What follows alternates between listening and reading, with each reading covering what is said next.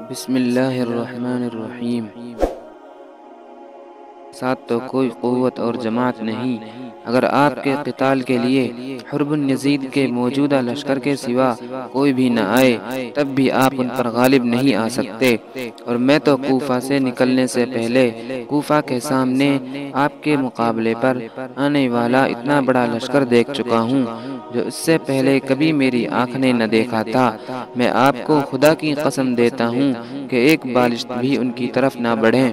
آپ میرے ساتھ چلیں، میں آپ کو اپنے پہاڑ آجا میں ٹھہرا دوں گا جو نہایت محفوظ قلعہ جیسا ہے۔ ہم نے ملوک غسان اور ضمیر اور لقمان بن منذر کے مقابلے میں اسی پہاڑ میں پناہ لی اور ہمیشہ کامیاب ہوئے۔ آپ یہاں جا کر مقیم ہو جائیں، پھر آجا اور سلمہ دونوں پہاڑوں پر بسنے والے قبیلہ طے کے لوگوں کو بلائیں۔ بخدا 10 دن نہ گزریں گے کہ اس قبیلے کے لوگ پیادہ اور سوار آپ کی مدد کے لیے آ جائیں گے۔ اس وقت اگر آپ کی رائے مقابلے ہی کی ہو تو میں آپ کے لیے 20,000 بہادر سپاہیوں کا ذمہ لیتا ہوں جو آپ کے سامنے اپنی بہادری کے جوہر دکھائیں گے، اور جب تک ان میں کسی ایک کی آنکھ بھی کھلی رہے گی کسی کی مجال نہیں کہ آپ تک پہنچ سکے۔ حضرت حسین رضی اللہ عنہ نے فرمایا کہ اللہ تعالیٰ آپ کو اور آپ کی قوم کو جزائے خیر عطا فرمائے، مگر ہمارے اور حر بن یزید کے درمیان ایک بات ہو چکی ہے، اب ہم اس کے پابند ہیں، اس کے ساتھ کہیں جا نہیں سکتے اور ہمیں کچھ پتہ نہیں کہ ہمارے ساتھ کیا ہونے والا ہے۔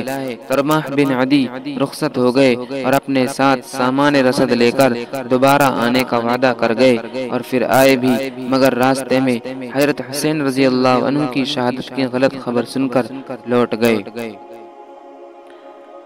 اس طرف حضرت حسین رضی اللہ عنہ چلتے رہے اور نصر بنی مقاتل تک پہنچ گئے۔ یہاں پہنچ کر آپ کو ذرا غنودگی ہوئی تو انا للہ و انا الیہ راجعون کہتے ہوئے بیدار ہوئے۔ آپ کے صاحبزادے علی اکبر نے سنا تو گھبرا کر سامنے آئے اور پوچھا، ابا جان کیا بات ہے؟ آپ نے فرمایا کہ میں نے خواب میں دیکھا کہ کوئی گھوڑے سوار میرے پاس آیا اور اس نے کہا کہ کچھ لوگ چل رہے ہیں اور ان کی موتیں ان کے ساتھ چل رہی ہیں۔ اس سے میں سمجھا کہ یہ ہماری موت ہی کی خبر ہے۔ اس وقت حضرت حسین رضی اللہ عنہ کے ساتھیوں میں سے زہیر بن القین رضی اللہ عنہ نے عرض کیا کہ آپ دیکھ رہے ہیں۔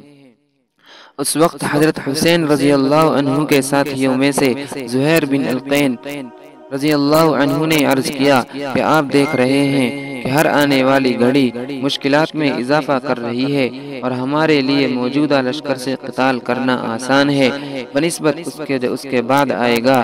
حضرت حسین رضی اللہ عنہ نے فرمایا کہ میں قتال میں پہل نہیں کرنا چاہتا۔ زہیر بن القین رضی اللہ عنہ نے عرض کیا کہ آپ قتال کی ابتدا نہ کریں بلکہ ہمیں اس بستی میں لے جائیں جو حفاظت کی جگہ ہے اور دریا سے فرات کے کنارے پر ہے، اس پر اگر یہ لوگ ہمیں وہاں جانے سے روکیں تو ہم قتال کریں۔ آپ نے پوچھا کہ یہ کون سی بستی ہے؟ عقر کے لفظی معنی ہلاکت کے ہیں۔ ابھی یہ حضرات اسی گفتگو میں تھے کہ ابن زیاد نے عمر بن سعد کو مجبور کر کے 4,000 فوج کے ساتھ مقابلے کے لیے بھیج دیا۔ عمر بن سعد نے ہر چند چاہا کہ اس کو حضرت حسین رضی اللہ عنہ کے مقابلے کی مصیبت سے نجات مل جائے، مگر ابن زیاد نے کوئی بات نہ سنی اور ان کو مقابلے کے لیے بھیج دیا۔ عمر بن سعد یہاں پہنچا تو حضرت حسین رضی اللہ عنہ سے کوفہ آنے کی وجہ پوچھی۔ آپ نے پورا واقعہ بتلایا اور یہ کہ میں اہل کوفہ کا بلایا ہوا آیا ہوں، اگر اب بھی ان کی رائے بدل گئی ہے تو واپس جانے کے لیے تیار ہوں۔ عمر بن سعد نے ابن زیاد کو اس مضمون کا خط لکھا کہ حسین رضی اللہ عنہ واپس جانے کے لیے تیار ہیں۔ ابن زیاد نے جواب دیا کہ حسین کے سامنے صرف ایک بات رکھو کہ یزید کے ہاتھ پر بیعت کرے، جب وہ ایسا کر لیں تو پھر ہم غور کریں گے کہ ان کے ساتھ کیا معاملہ کیا جائے، اور عمر کو حکم دیا کہ حسین رضی اللہ عنہ اور ان کے رفقا پر پانی بالکل بند کر دو۔ یہ واقعہ حضرت حسین رضی اللہ عنہ کی شہادت سے 3 روز پہلے کا ہے۔ ان حضرات پر پانی بالکل بند کر دیا گیا، یہاں تک کہ جب یہ سب حضرات پیاس سے پریشان ہو گئے تو حضرت حسین رضی اللہ عنہ نے اپنے بھائی عباس بن علی رضی اللہ عنہ کو 30 سوار اور 30 پیادوں کے ساتھ پانی لانے کے لیے بھیج دیا۔ پانی لانے عمر بن سعد کی فوج سے مقابلہ بھی ہوا، مگر بالآخر وہ 20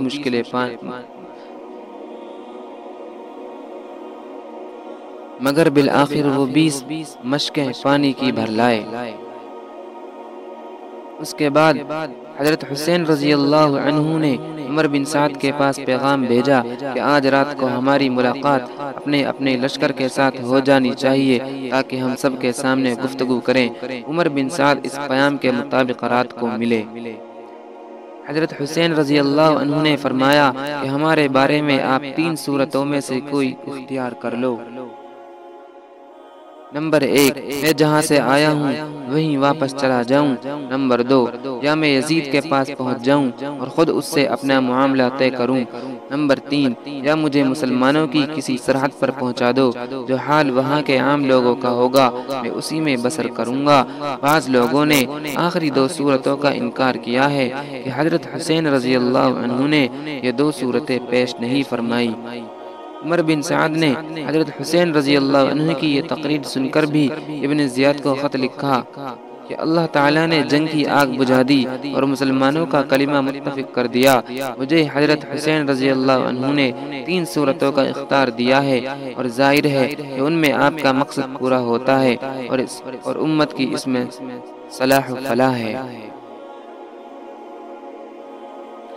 ابن زیاد بھی عمر بن سعد کے اس خط سے متاثر ہوا اور کہا کہ یہ خط ایک ایسے شخص کا ہے جو امیر کی اطاعت بھی چاہتا ہے اور اپنی قوم کی عافیت کا بھی خواہش مند ہے۔ ہم نے اس کو قبول کر لیا۔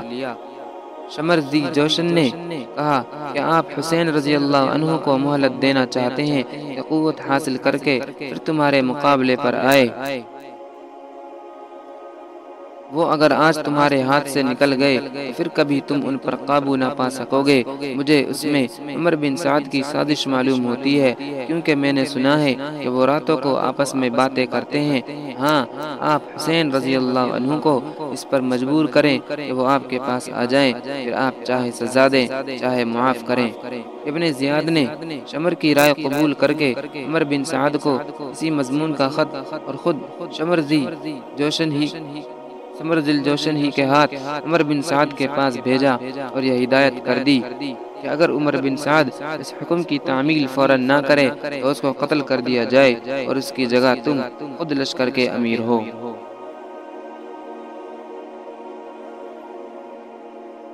کا خط عمر بن سعد کے نام۔ اما بعد، میں نے تمہیں اس لیے نہیں بھیجا کہ تم جنگ سے بچو یا ان کو مہلت دو یا ان کی سفارش کرو۔ اگر حسین رضی اللہ عنہ اور ان کے ساتھی میرے حکم پر صلح کرنا اور میرے پاس آنا چاہتے ہیں تو ان کو صحیح سالم یہاں پہنچا دو، ورنہ ان سے جنگ کرو یہاں تک کہ ان کو قتل کرو، مسئلہ کر دو، کیونکہ وہ اس کے مستحق ہیں۔ پھر قتل کے بعد ان کو گھوڑوں کی ٹاپوں میں رون ڈالو۔ اگر تم نے ہمارے اس حکم کی تعمیل کی تو تم کو ایک فرما بردار کی طرح انعام ملے گا، اور اگر اس کی تعمیل نہیں کرتے تو ہمارے لشکر کو فوراً چھوڑ دو اور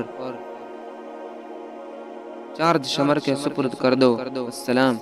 شمر یہ حکم اور خط لے کر روانہ ہونے لگا تو اس کو خیال آیا کہ حضرت حسین رضی اللہ عنہ کے ساتھیوں میں اور اس کے پھوپھی زاد بھائی عباس، عبداللہ، جعفر، عثمان بھی ہیں۔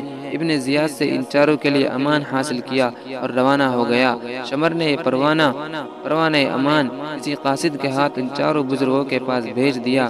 یہ پروانہ دیکھ کر یک زبان ہو کر بولے کہ ہمیں امان دیا جاتا ہے اور ابن رسول اللہ کو امن نہیں دیا جاتا۔ ہمیں تمہارے امان کی حاجت نہیں، اللہ کا امان تمہارے امان سے بہتر ہے، تجھ پر لعنت ہے اور تیرے امان پر بھی۔ شمر یہ خط لے کر جب عمر بن سعد کے پاس پہنچا تو وہ سمجھ گئے کہ شمر کے مشورے سے یہ صورت عمل میں آئی ہے کہ مشورہ رد کر دیا گیا۔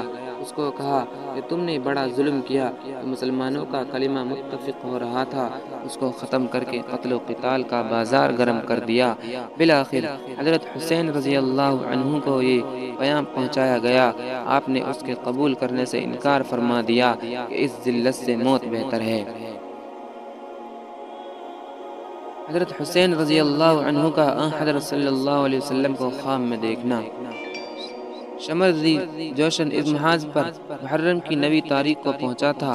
حضرت امام حسین رضی اللہ عنہ اس وقت اپنے خیمے کے ساتھ بیٹھے ہوئے تھے۔ اسی حالت میں کچھ اونگ آ کر آنکھ بند ہو گئی اور پھر ایک آواز کے ساتھ بیدار ہو گئے۔ آپ کی ہمشیرہ زینب رضی اللہ عنہا نے یہ آواز سنی تو دوڑی آئی اور وجہ پوچھی۔ فرمایا کہ میں نے رسول اللہ صلی اللہ علیہ وسلم کو خواب میں دیکھا ہے۔ فرمایا کہ تم اب ہمارے پاس آنے والے ہو۔ ہمشیرہ یہ سن کر رو پڑی۔ حضرت حسین رضی اللہ عنہ نے تسلی دی۔ اسی حالت میں شمر کا لشکر سامنے آ گیا۔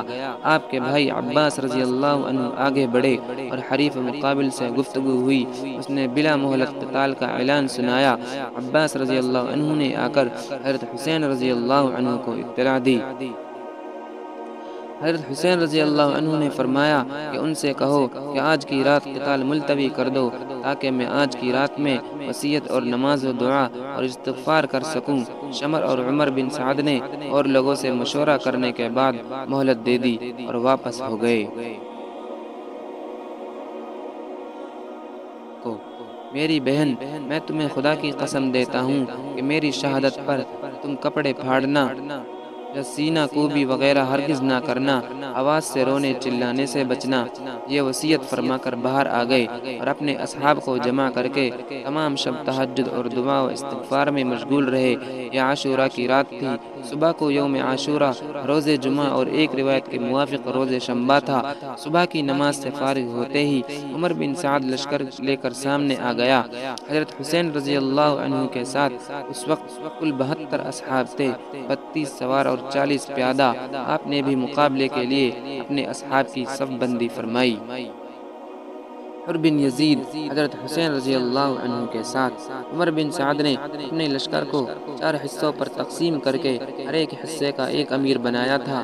ان میں سے ایک حصے کا امیر حر بن یزید تھا، جو سب سے پہلے 1000 کا لشکر لے کر مقابلے کے لیے بھیجا گیا تھا اور حضرت حسین رضی اللہ عنہ کے ساتھ ساتھ چل رہا تھا۔ اس کے دل میں اہل بیت اطہار کی محبت کا جذبہ بیدار ہو چکا تھا۔ اس وقت اپنی سابقہ کارروائی پر نادم ہو کر حضرت حسین رضی اللہ عنہ کے قریب ہوتے ہوتے یک بارگی گھوڑا دوڑا کر حضرت حسین رضی اللہ عنہ کے لشکر میں آ ملے اور عرض کیا کہ میری ابتدائی غفلت اور آپ کو واپسی کے لیے راستہ نہ دینے کا نتیجہ اس صورت میں ظاہر ہوا جو ہم دیکھ رہے ہیں۔ واللہ مجھے یہ اندازہ نہ تھا کہ یہ لوگ آپ کے خلاف اس حد تک پہنچ جائیں گے اور آپ کی کوئی بات نہ مانیں گے۔ اگر میں یہ جانتا تو ہرگز آپ کو نہ روکتا۔ میں اب تائب ہو کر آیا ہوں، اس لیے اب میری سزا اور توبہ یہی ہے کہ میں بھی آپ کے ساتھ قتال کرتا ہوا جان دے دوں، اور ایسا ہی ہوا۔ دونوں لشکروں کا مقابلہ۔ حضرت حسین رضی اللہ عنہ کا لشکر کو خطاب۔ حضرت حسین رضی اللہ عنہ گھوڑے پر سوار ہوئے اور آگے بڑھ کر آواز بلند فرمایا، لوگو میری بات سنو، جلدی نہ کرو تاکہ میں حق نصیحت ادا کر دوں جو میرے ذمے ہے، اور تاکہ میں تمہیں اپنے یہاں آنے کی وجہ بتلا دوں۔ پھر اگر تم میرا عذر قبول کرو اور میری بات کو سچا جانو اور میرے ساتھ انصاف کرو تو ہی میں تمہاری فلاح و سعادت ہے، اور پھر تمہارے لیے میرے قتال کا کوئی راستہ نہیں۔ اور اگر تم میرا عذر قبول نہ کرو تو تم سب مل کر مقرر کرو اپنا کام اور جمع کر لو اپنے شریکوں کو، پھر نہ رہے تم کو اپنے کام میں شبہ، پھر کر گزرو میرے ساتھ اور مجھ کو مہلت نہ دو۔ یہ وہ الفاظ ہیں جو نوح علیہ السلام نے اپنی قوم کو کہے تھے۔ حضرت حسین رضی اللہ عنہ کے کلمات بہنوں اور عورتوں کے کان میں پڑے تو ضبط نہ کر سکیں، رونے کی آوازیں بلند ہو گئی۔ حضرت حسین رضی اللہ عنہ نے اپنے بھائی عباس رضی اللہ عنہ کو بھیجا کہ ان کو نصیحت کر کے خاموش کر دیں، اور اس وقت فرمایا کہ اللہ تعالیٰ ابن عباس رضی اللہ عنہ پر رحم فرمائے، انہوں نے صحیح کہا تھا کہ عورتوں کو ساتھ نہ لے جاؤ۔ رضی اللہ عنہ جب دشمن کی فوج کو مخاطب کر کے متوجہ کر چکے اور عورتوں کو خاموش کر دیا تو ایک درد انگیز، نصیحت آمیز، بلیغ و بے نظیر خطبہ دیا۔ حمد و ثنا اور درود و سلام کے بعد فرمایا، اے لوگو تم میرا نسب دیکھو، میں کون ہوں، پھر اپنے دلوں میں غور کرو، کیا تمہارے لیے جائز ہے کہ تم مجھے قتل کرو اور میری عزت پر ہاتھ ڈالو؟ کیا میں تمہارے نبی صلی اللہ علیہ وسلم کی صاحبزادی رضی اللہ عنہ کا بیٹا نہیں ہوں؟ کیا میں اس باپ کا بیٹا نہیں ہوں جو رسول اللہ صلی اللہ علیہ وسلم کا چچا زاد بھائی اور وصی اول المؤمنین باللہ تھا؟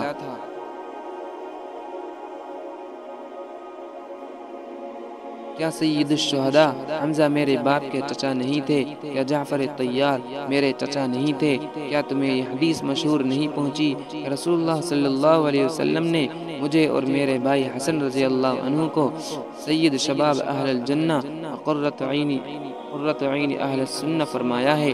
اگر تم میری بات کی تصدیق کرتے ہو، اور واللہ میری بات بالکل حق ہے، میں نے عمر بھر کبھی جھوٹ نہیں بولا جب سے مجھے یہ معلوم ہوا کہ اس سے اللہ تعالیٰ ناراض ہوتا ہے۔ اور اگر تمہیں میری بات کا یقین نہیں تو تمہارے اندر ایسے لوگ موجود ہیں جن سے اس کی تصدیق ہو سکتی ہے۔ پوچھو جابر بن عبداللہ سے، دریافت کرو ابو سعید یا سہل بن سعد سے، معلوم کرو زید بن ارقم یا انس سے، وہ تمہیں بتلائیں گے کہ بے شک یہ بات انہوں نے رسول اللہ صلی اللہ علیہ وسلم سے سنی ہے۔ کیا یہ چیزیں تمہارے لیے میرا خون بہانے سے روکنے کو کافی نہیں؟ مجھے بتلاؤ کہ میں نے کسی کو قتل کیا ہے اس کے قصاص میں مجھے قتل کر رہے ہو، یا میں نے کسی کا مال لوٹا ہے یا کسی کو زخم لگایا ہے۔ اس کے بعد حضرت حسین رضی اللہ عنہ نے رؤسائے کوفہ کا نام لے کر پکارا، اے شیث بن ربعی،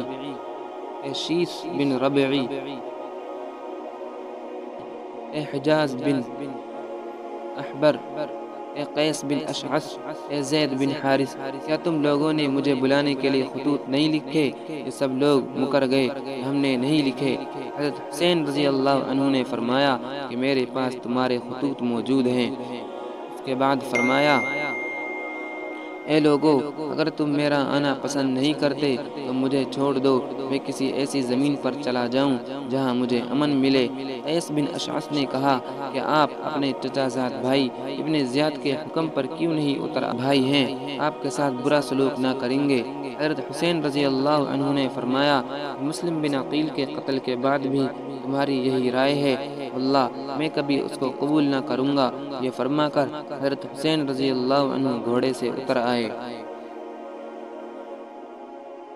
القین رضی اللہ عنہ کھڑے ہوئے اور ان لوگوں کو نصیحت کی کہ آل رسول کے خون سے باز آ جائیں، اور بتلایا کہ اگر تم اپنی اس حرکت سے باز نہ آئے اور ابن زیاد کا ساتھ دیا تو خوب سمجھ لو کہ تم کو بھی ابن زیاد سے کوئی فلاح نہ پہنچے گی، وہ تم کو بھی قتل و غارت کرے گا۔ ان لوگوں نے زہیر کو برا بھلا کہا اور ابن زیاد کی تعریف کی اور کہا کہ ہم تم سب کو قتل کر کے ابن زیاد کے پاس بھیجیں گے۔ زہیر رضی اللہ عنہ نے پھر کہا کہ ظالموں، اب بھی ہوش میں آؤ، فاطمہ کا بیٹا سمیہ کے بیٹے ابن زیاد سے زیادہ محبت و اکرام کا مستحق ہے۔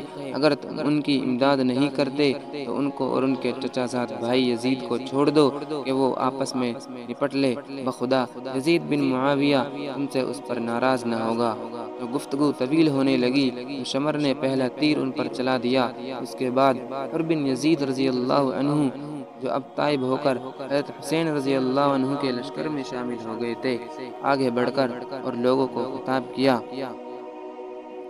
اے اہل کوفہ، تم ہلاک و برباد ہو جاؤ۔ کیا تم نے ان کو اس لیے بلایا تھا کہ وہ آ جائیں تو تم ان کو قتل کرو؟ تم نے کہا تھا کہ ہم اپنی جان و مال آپ پر قربان کریں گے، اور اب تم ہی ان کے قتل کے در پہ ہو۔